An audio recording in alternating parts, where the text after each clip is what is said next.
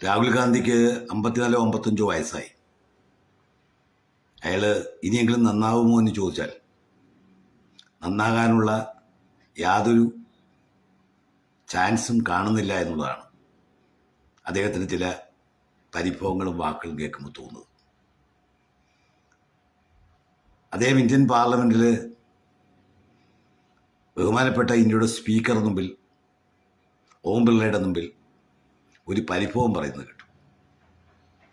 അതിൽ പരിഭവം എന്ന് പറയുന്നത്,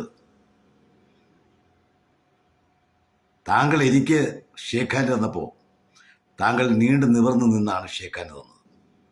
അതേസമയം താങ്കൾ മോദിജിയെ ഹസ്തദാനം നൽകിയപ്പോൾ താണു വണങ്ങിയാണ് ഹസ്തദാനം നൽകിയത്.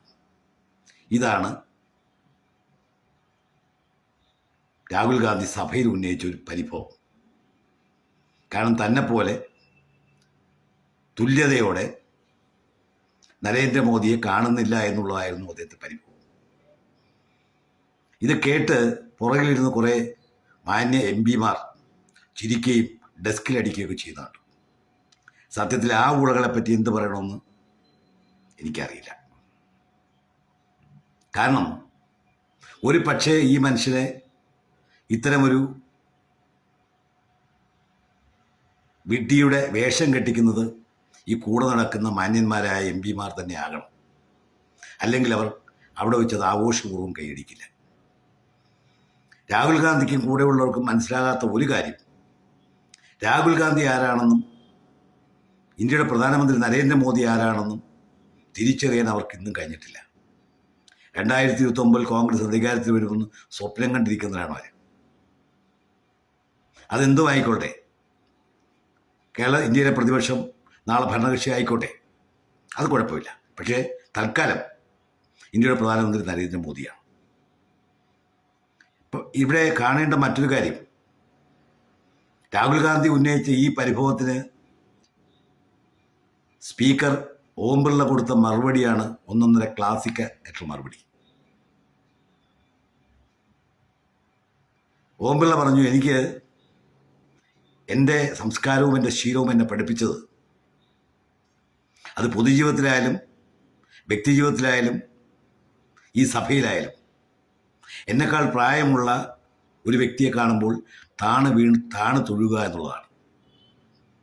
അതേസമയം എൻ്റെ അത്ര പ്രായമോ എന്നിൽ ഇളയവരോ ആയ ആൾക്കാരെ കണ്ടാൽ തുല്യതയോടെ ഹസ്തദാനം നൽകുക എന്നുള്ളതാണ് ഞാൻ പഠിച്ച ശീലം. യഥാർത്ഥത്തിൽ ഇത് രാഹുൽ ഗാന്ധിക്ക് ഇത് വല്ലതും മനസ്സിലായിട്ടുണ്ടോ എന്നറിയില്ല. കാരണം അദ്ദേഹത്തിന് സംസ്കാരവും പൈതൃകവും ഒന്നും ഈ ശീലങ്ങളിൽ പെടുന്നതല്ല. അത് ഏറ്റവും നല്ല ഒരു ഉദാഹരണം പണ്ട് തോമസ് മാഷ് പറഞ്ഞ സംഭവമുണ്ട്. കേരളത്തിലെ വന്ധ്യവയോധികനായ മുഖ്യമന്ത്രി ഉമ്മൻചാണ്ടി, അദ്ദേഹം ഒരിക്കൽ ഡൽഹിയിൽ ഇദ്ദേഹത്തെ കാണാൻ ചെന്നു. മുഖ്യമന്ത്രിയായിരിക്കെ അദ്ദേഹത്തെ കാണാൻ ചെല്ലുമ്പോൾ അദ്ദേഹം പട്ടിയും കളിപ്പിച്ചുകൊണ്ട് കസേരയിലിരിക്കുകയാണ്. ഉമ്മൻചാണ്ടിയോട് ഇരിക്കാൻ പോലും പറഞ്ഞില്ല. പട്ടി അവിടെ നിന്നും ഇറങ്ങി പുറത്തോട്ട് നടന്നപ്പോൾ രാഹുൽ ഗാന്ധി പട്ടിയുടെ പുറകെ നടന്നു. അതിൻ്റെ പിന്നാലെ ഉമ്മൻചാണ്ടിക്ക് നടന്നു ചെല്ലേണ്ടി വന്നു എന്ന് പറഞ്ഞത് അദ്ദേഹത്തിനോടൊപ്പം ഉണ്ടായിരുന്ന മാഷാണ്.